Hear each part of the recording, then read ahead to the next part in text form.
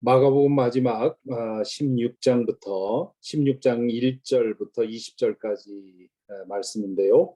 갈릴리로 가라 하는 제목을 달았습니다.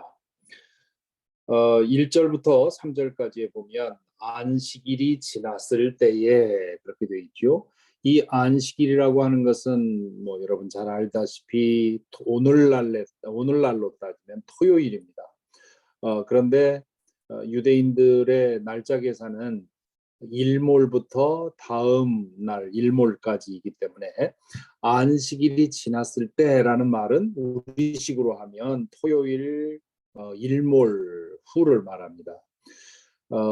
안식일에는 아무 일도 할 수 없었기 때문에 이 예수님의 매장을 어디에 매장되는지를 본 이 제자들이, 이 여성 제자들이 가서 예수께 발라드리려고 향료를 샀다, 그렇게 되어 있습니다. 이제 안식일이 끝나는 시간에 급히 서둘러서 향료를 파는 사람에게 가서 향료를 산 것이죠. 이 향료라고 하는 것은 시신을 매장하기 전에 바르는 향기 나는 기름입니다. 고인에 대한 존경의 표시로 바르는 것이죠. 그들은 그러고 나서 그 밤이 지나기를 기다린 것이죠. 이레의 첫날 새벽. 이레라고 하는 것은 일곱째 날이죠. 그 오늘날로 하면 주일입니다. 첫날 새벽에 해가 막 돋는 때에 새벽인 거죠. 무덤으로 갔다. 그러면서 그들은 누가 우리를 위하여 그 돌을 무덤 어귀에서 굴려내 주겠는가, 그렇게 질문을 합니다. 이 돌이라고 하는 것은 무덤 문을 막아놓은 그런 거대한 돌을 말하지요. 그러니까 지금 이 여성들은 무덤에 가봐야 아무 일도 할 수 없을 가능성을 염두에 둔 겁니다. 군인들이 그들을 막을 수도 있고요. 그리고 군인들이 허락한다 해도 그 돌을 옮길 만한 그런 힘이 그들에게 없었기 때문에 간다고 해도 자신들이 하고 싶은 일을 할 가능성이 없는 거죠. 그러나 그럼에도 불구하고 예수님에 대한 그들의 사랑이 가만히 있지 못하게 한 겁니다. 그래서 가게 된 것이죠. 그런데 이제 무덤에 이르러서 눈을 들어서 보니 그 돌덩이는 이미 굴려져 있었다, 얘기를 합니다. 엄청나게 그 돌은 엄청나게 컸다. 이 엄청나게 컸다 하는 말을 통해서 마가는 지금 그 신비한 일이, 이 기적이 일어나고 있다는 그런 암시를 던집니다. 그 여자들은 무덤 안으로 들어가서 이 돌덩이가 굴려져 있는 것을 보자마자 그들이 어떻게 생각했겠습니까? 누군가가 예수님의 시신을 훔쳐갔다 생각을 했겠죠. 그래서 들어가서 이제 웬일인가 하고 보는데 거기에 웬 젊은 남자가 흰 옷을 입고 오른쪽에 앉아 있는 것을 보고 몹시 놀랐다, 그렇게 되어 있습니다. 아마 이 여성들은 이 남자를 보고는 정말 그 기절할 듯이 놀랐겠죠. 아무도 없을 것 같은 상황에 누군가가 있다고 할 때 우리는 놀랄 수밖에 없죠. 그런데 그분이 예수님인 줄 알고 가만히 보니까 아닌 겁니다. 그래서 도대체 이 사람은 누굴까 하고 두려워했겠죠. 무서워한 것이죠. 어, 그러자 그 젊은이가 그 여자들에게 말합니다. 놀라지 마시오. 그대들은 십자가에 못 박히신 나사렛 사람 예수를 찾고 있지만 그는 살아나셨소. 그는 여기에 계시지 않소. 보시오. 그를 안장했던 곳이오. 그러니 그대들은 가서 그의 제자들과 베드로에게 말하기를 그는 그들보다 먼저 갈릴리로 가실 것이니 그가 그들에게 말씀하신 대로 그들은 거기에서 그를 볼 것이라고 하시오 하는 말을 전합니다. 이 젊은 사람은 여인들에게 두 가지 사실을 전하지요. 하나는 십자가에 달려 죽으신 나사렛 예수가 살아나셨다 하는 거고요. 두 번째는 예수님께서 마지막 식사 자리에서 베드로에게 말씀하셨습니다. 14장 28절에 보면 십자가에 달려 죽을 때 너희가 다 뿔뿔이 흩어지겠지만 그러나 내가 다시 살아나서 갈릴리로 갈 것이니 너희는 갈릴리에서 나를 만나라 하는 그런 예언의 말씀을 주십니다. 그러니까 그 말씀 그대로 이 부활하신 주님은 갈릴리로 가고 계시니 그곳으로 가라 말씀을 하시는 겁니다. 여기서 이 갈릴리는 매우 중요합니다. 갈릴리는 어떤 곳이냐 하면 제자들이 예수님과 함께 하나님 나라 사역을 시작하신 곳입니다. 그러므로 예수님께서 다시 갈릴리로 가셨다. 제자들을 갈릴리로 다시 부르셨다 하는 말은 그곳에서 다시 시작하라는 뜻입니다. 지금 처음 그 갈릴리에서 시작해서 십자가에 이르기까지 제자들은 실패했습니다. 끊임없이 예수님을 오해하고 실패했죠. 그리고 마지막 순간에는 다 예수님을 버렸습니다. 이제 두 번째로 갈릴리로 가서 부활하신 주님을 만나서 다시 시작하라는 말입니다. 그러면 처음에 했던 그 실패를 벗어날 것이다 하는 그런 뜻이지요. 자, 이 말씀을 듣고 나서 8절에 보면 그들은 뛰쳐나와서 무덤에서 도망하였다. 그들은 벌벌 떨며 넋을 잃었던 것이다. 그들은 무서워서 아무에게도 아무 말도 못하였다. 그렇게 되어 있습니다. 뭐 능히 상상할 수 있는 일이죠. 전혀 기대하지 않았던 일이 일어났고요. 도무지 이 상황이 어떻게 된 건지 알 수 없는, 이게 환상인지 생신지 알 수 없는 그런 일을 보게 되었고요. 또 지금 듣고 있는 말도 정말 이해할 수 없는 말입니다. 죽었다가 살아났다는 말도 그렇고 갈릴리에서 다시 보겠다는 말도 그렇습니다. 그러니까 지금 이 8절에 그 기록되어 있는 내용은 얼마든지 이해할 수 있는 일이죠. 그리고 그들은 집에 숨어 있었든지 아니면 산에 숨어 있었든지 간에 그 여인들은 서로를 부둥켜 안고 부들부들 떨면서 한동안 이해할 수가 없었을 것입니다. 그리고는 지금 무덤에서 본 것을 한동안 아무에게도 말을 못했다. 자, 지금 우리 성경은 9절부터 20절까지 계속 이어지고 있지만 마가가 쓴 예수의 이야기는 여기서 끝납니다. 9절 이하는 후대에 첨가된 것입니다. 왜냐하면 어떻게 아느냐 하면 가장 오래된 그리고 믿을 만한 마가복음 사본에는 16장 8절에서 다 끝납니다.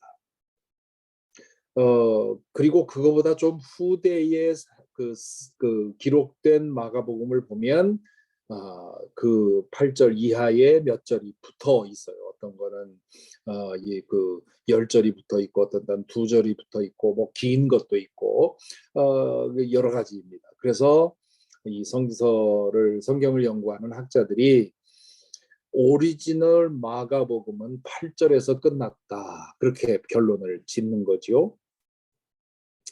자, 그런데 이 8장에서 끝났을 때 이 8절에서 끝났다고 보면 이게 뭔가 완결되지 않은 것처럼 보이죠.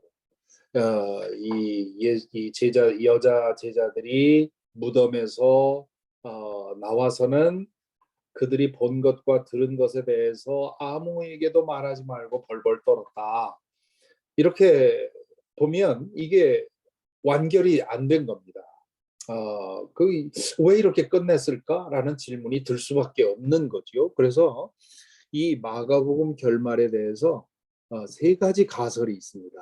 학자들이 생각하는 가설이죠. 첫째는 유실설입니다. 마가가 이후의 이야기들을 기록했는데 전달되는 과정에서 뒷장 몇 장이 떨어져 나갔다는 거죠.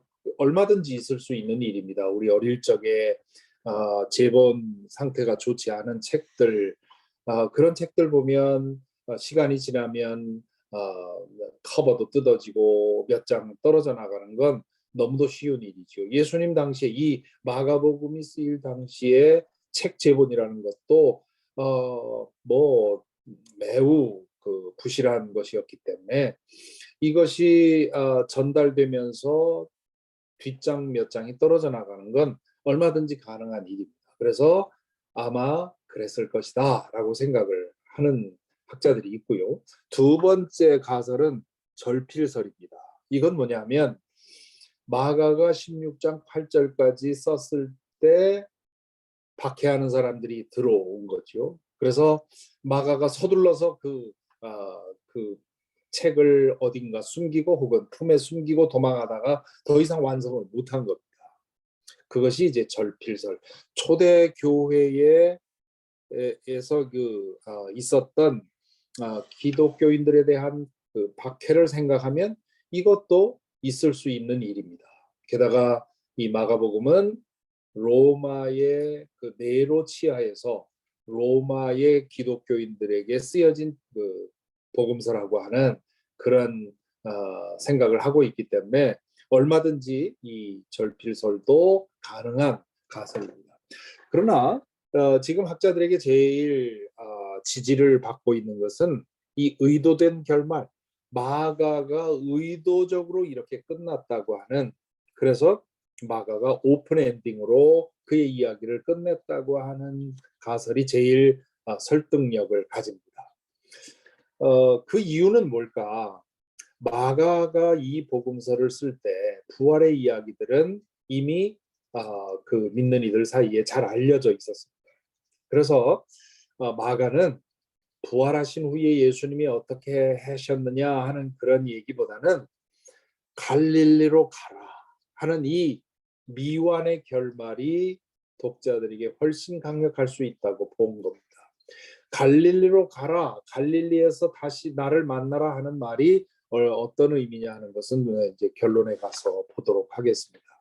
그래서 이렇게 오픈 엔딩으로 끝냄으로써 저희 마가는 이 독자들에게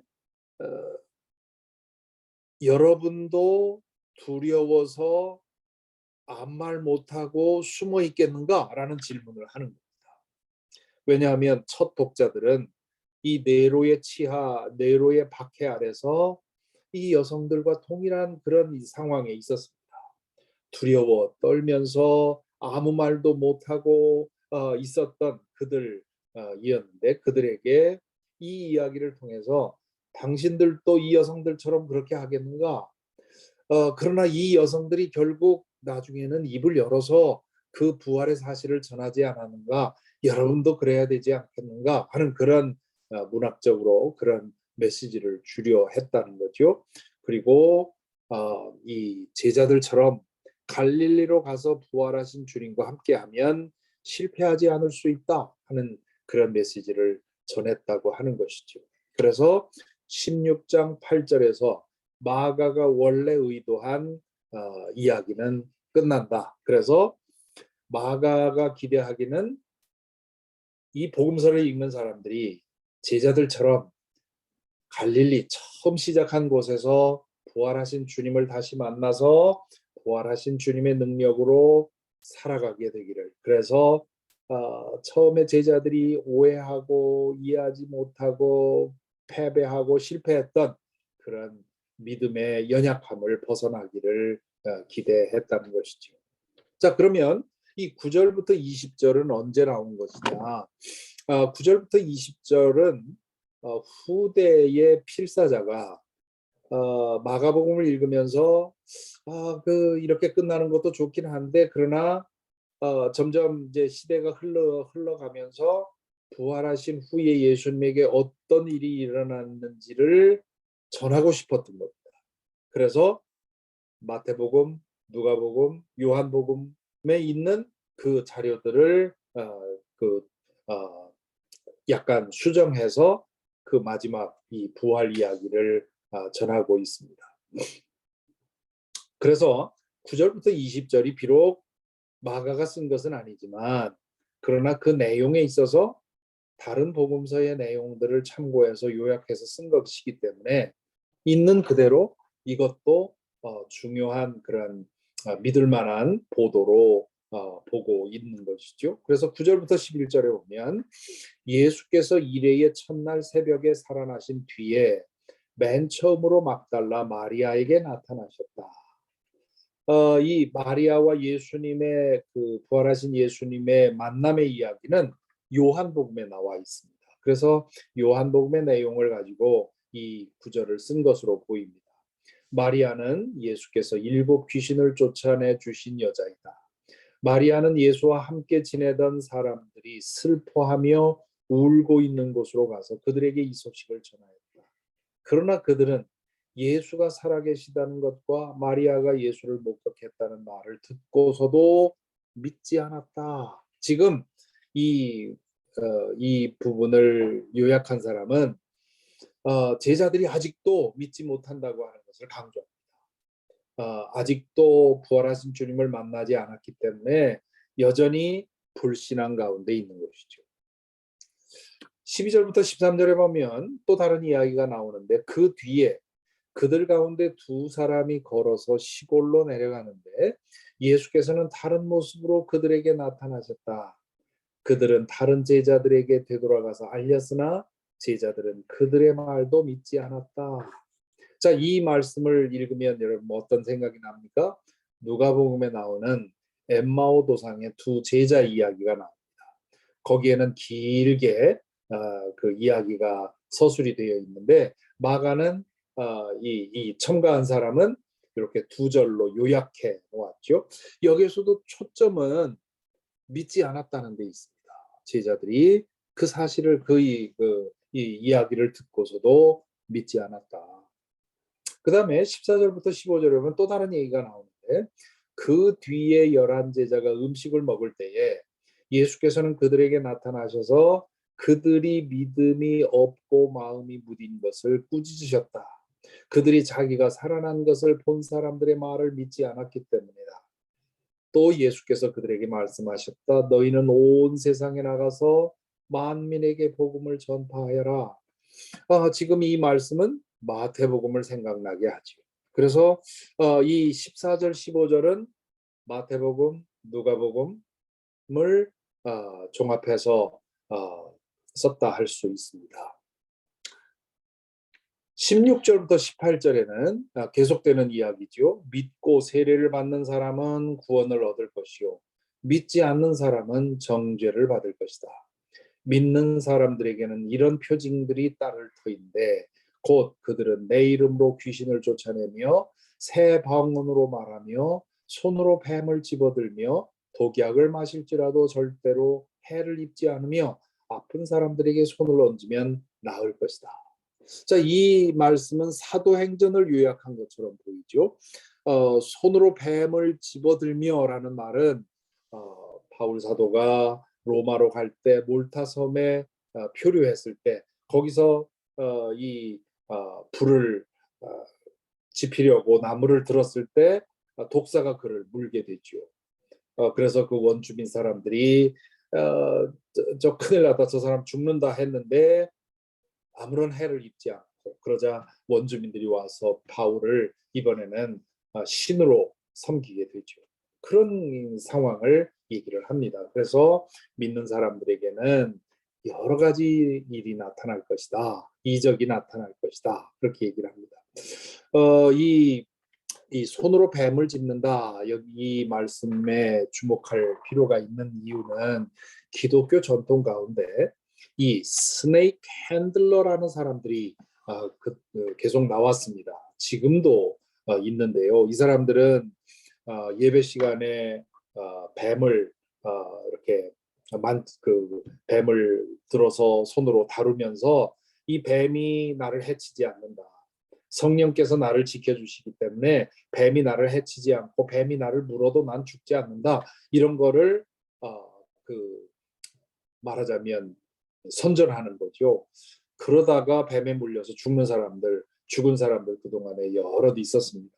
지금 이 말씀은 독약을 내가 마셔서 나 죽지 않는다 이렇게 드러내라는 것이 아니라 복음을 전하기 위해서 다닐 때, 복음을 전하기 위해서 다니면서 이런저런 고난을 당해도 성령께서 지켜주실 것이다. 그런 얘기입니다. 어찌하다가 잘지 못하고 독약을 마실지라도 성령께서 그를 도와주신다는 얘기지. 자, 성령이 나와 함께 있으니 한번 봐라. 내가 독약을 먹어도 죽지 않는 거 봐라 하고 과시하는 것은 전혀 지금 이 말의 뜻이 아닌 것이죠. 그런데 그렇게 많이들 오해합니다. 그리고 마지막에 19절부터 20절에 보면 주 예수께서 그들에게 말씀하신 뒤에 하늘로 들려 올라가셔서 하나님의 오른쪽에 앉으셨다. 그들은 나아가서 곳곳에서 복음을 전파하였다. 주님께서 그들과 함께 일하시고 여러 가지 표징이 따르게 하셔서 말씀을 확증하여 주셨다. 자, 이 말씀도 역시 누가복음 24장 마지막에 나오는 누가복음 24장과 사도행전 전체를 염두에 두고 요약한 것이라고 볼 수 있습니다. 자, 그래서 오늘 이 말씀을 이 마지막 16장의 내용을 가지고 예수님에 대해서 생각을 해봅니다. 빈 무덤 이후의 예수님. 빈 무덤 이후의 예수님은 부활하셨기 때문에 이제 빈 무덤의 상태가 된 것이죠. 부활이라고 하는 것은 죽음 이전의 상태로 되돌아간 것이 아니라 죽음 이후의 상태로 나아가신 것이죠. 오직 인간으로 태어난 사람 중에 오직 예수님만 죽음 이후의 상태로 나아가셨습니다. 그것은 죽음이 끝이 아니라고 하는, 죽음 이후의 세상이 있다고 하는 증거인 것이죠. 그래서 바울 사도는 예수님의 부활이 첫 열매라고 했습니다. 그 말은 예수님이 부활하신 것처럼 그분 안에 있는 사람들도 결국 부활하게 될 것이라고 하는 그런 메시지인 것이죠. 그리고 부활하신 후에 이제 40일 동안 계시다가 승천하시지요. 그 승천이라고 하는 것은 하나님의 상태로 돌아간 것을 말합니다.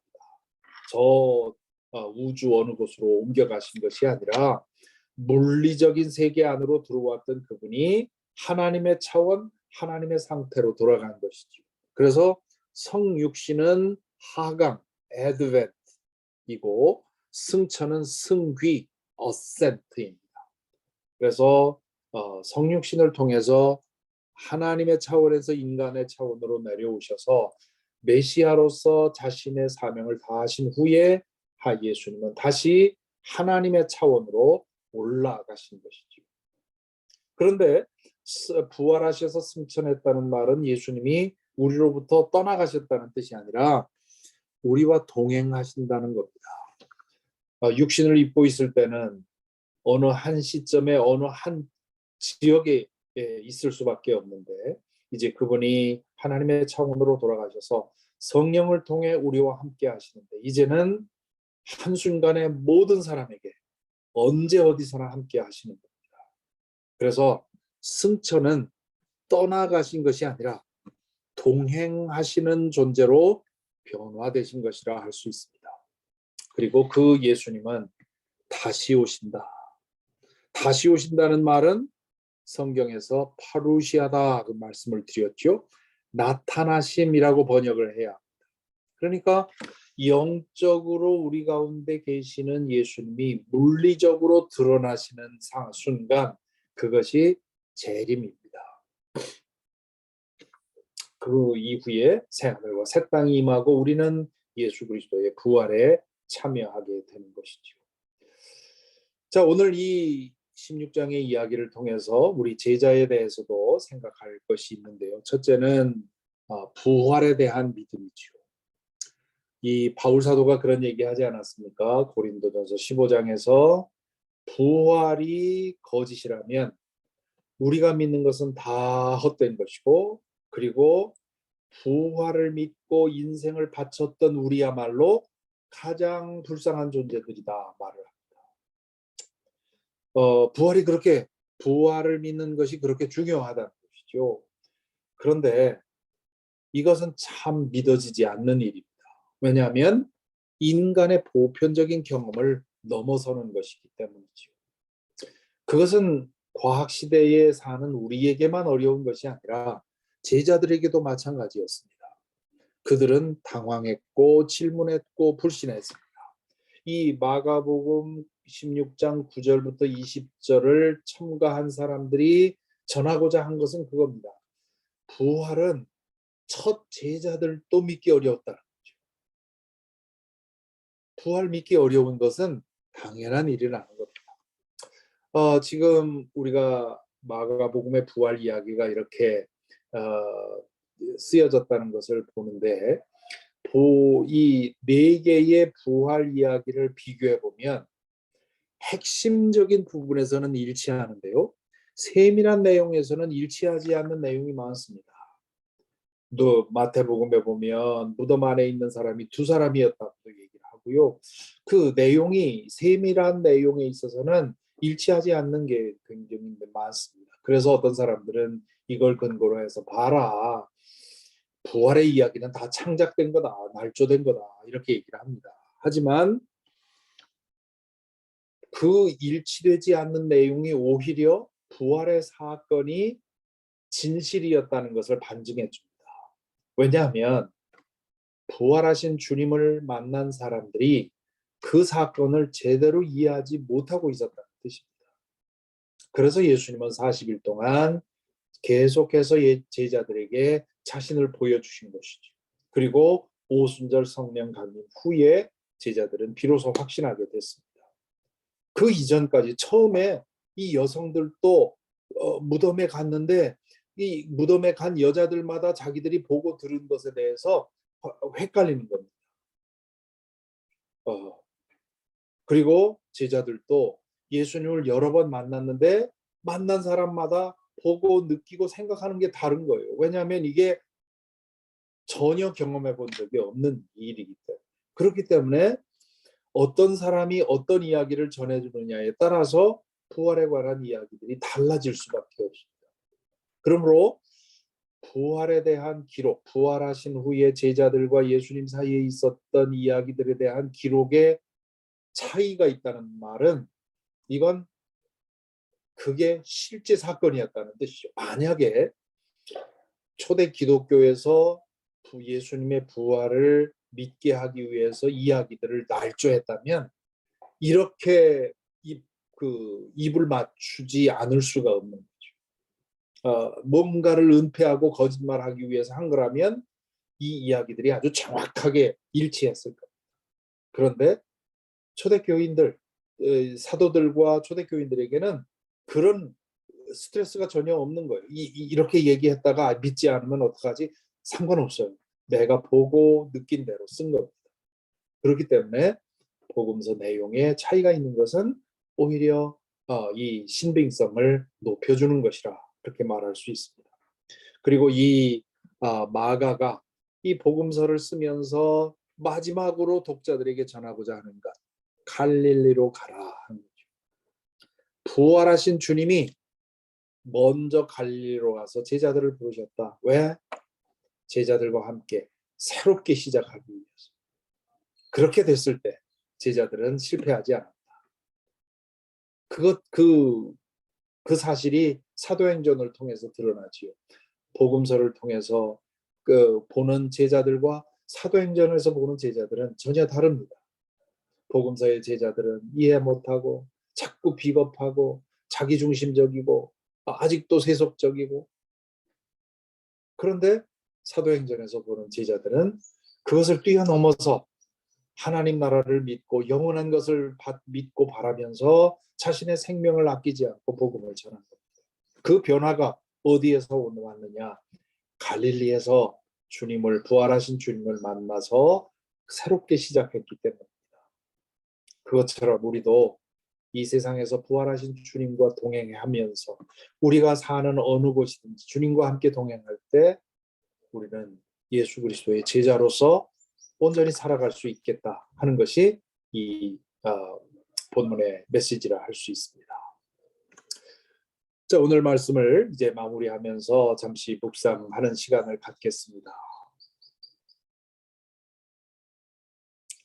먼저 죽은 자들 가운데서 부활하셔서 우리에게 이 세상이 전부가 아니고 목숨이 전부가 아니고 죽음이 끝이 아니라고 하는 사실, 우리가 지금 경험하고 알고 있는 이 물리적인 세계를 넘어서는 어마어마한 영적 세상이 있다는 사실을 오늘 이 말씀을 통해 주님께서 우리 마음에 확신을 주시기를 기도합니다.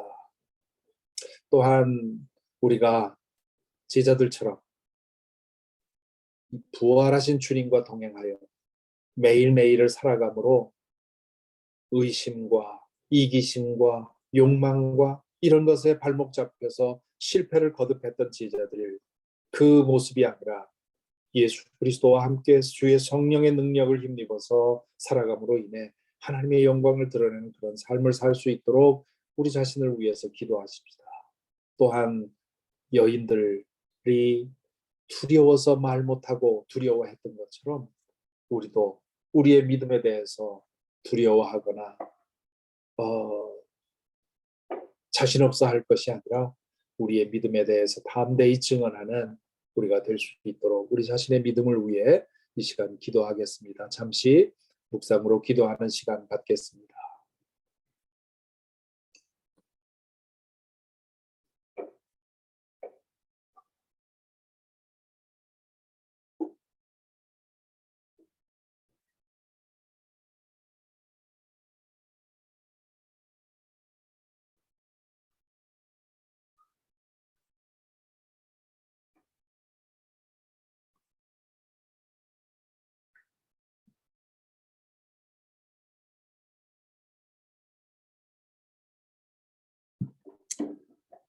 사랑의 주님, 우리가 58회에 걸쳐서 마가복음을 쭉 공부해 왔습니다. 예수님이 어떤 분이셨고 어떤 일을 하셨고 어떤 말씀을 하셨고 어떻게 죽으셨고 어떻게 부활하셨는지를 보면서 우리가 주님을 어떻게 믿고 어떻게 살 것인지를 여러 번 돌아보며 기도하며 살아왔습니다.